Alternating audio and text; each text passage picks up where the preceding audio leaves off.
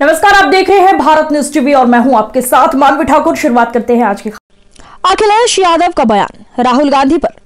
BJP की सरकार ने शासन प्रशासन की मदद से कई लोगों की सदस्यता ली। आजम खां और उनकी बेटी की सदस्यता ली। इरफान सोलंकी की भी सदस्यता लेना चाहते हैं। अब कांग्रेस के बड़े नेता की सदस्यता का नंबर आ गया है। बीजेपी के सदस्यों की जांच हो तो उनकी भी सदस्यता जाएगी। पीएम मोदी के बनारस दौरे पर अब उद्घाटन होने चाहिए। 2024 को लेकर आयोजन है। गैस महंगी है, बेरोजगारी है, पैसा लेकर लोग विदेश भाग गए। केशव प्रसाद मौर्य पर समाजवादी लोग किसी की हत्या नहीं करवाते हैं। डिप्टी सीएम का झगड़ा तो सीएम से है, इसमें हमसे नहीं है। हम उनको समर्थन दे सकते हैं, बहुत सम्मान करते हैं हम। वो 100 विधायक ले आए डिप्टी सीएम। सरस पर अखिलेश का बयान। आरिफ को बधाई देनी थी सरकार को। आरिफ ने सरस की जान बचाई थी, वो सरस को खेत में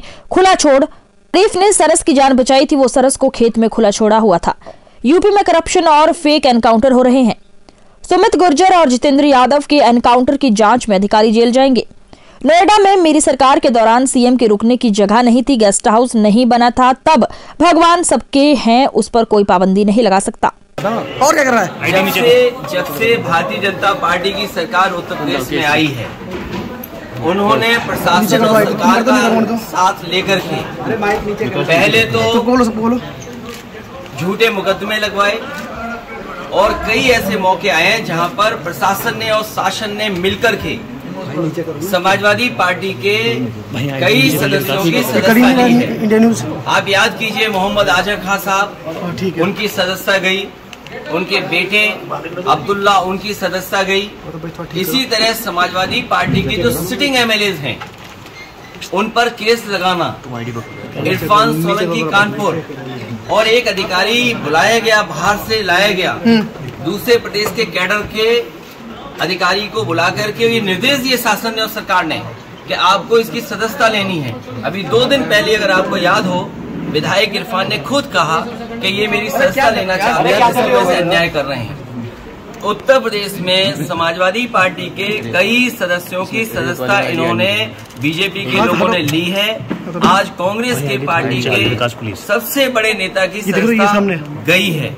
और अगर हम इसी तरह देखेंगे, अगर ऐसे मुकदमे देखेंगे, तो बीजेपी वालों की तो कईयों की सदस्यता नहीं बचेगी। जो भाषा या जिस तरह के उनके स्टेटमेंट्स हैं, अगर उन पर सच्ची कार्रवाई हो जाए तो बहुत सारे भारतीय जनता पार्टी के सदस्यों की भी सदस्यता चली जाएगी। ये जानबूझ करके जो असली मुद्दे हैं, महंगाई, बेरोजगारी और इनके ही मित्र उद्योगपति जिन्होंने पैसा भारत का डुबाया है, उन पर ये बहस। अभी कुछ दिन पहले नोएडा ग्रेटर में, तो ये तो सरकार की जिम्मेदारी है कि समय समय पे ट्रेनिंग दें और समय समय पे उनको जानकारी और जागरूक करें।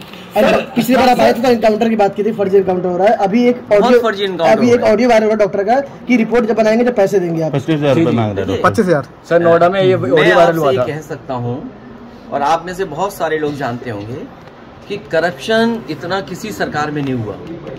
बीजेपी की सरकार में भ्रष्टाचार का हर रिकॉर्ड टूटा है। और ये फेक इनकाउंटर की खबर आना पहली बार नहीं हुई है। याद कीजिए, आगरा में एक बार पुलिस के लोग तय कर रहे थे कहां पर गोली मारने में कितना पैसा वसूला जाएगा। और इसी शहर में, यहीं पर याद कीजिए, सबसे पहला फेक इनकाउंटर एक हुआ था, सुमित गुर्जर का हुआ, जिसकी बगल के जिले में थी सुमित गुर्जर की। उसके बाद एक सुमित यादव का यहाँ हुआ, जिसको आज भी जितेंद्र यादव, जो अभी भी नहीं चल पा रहा है। तो क्या ये जानकारी में नहीं है? तो कई बार आया था, समय में नहीं आया सर कभी।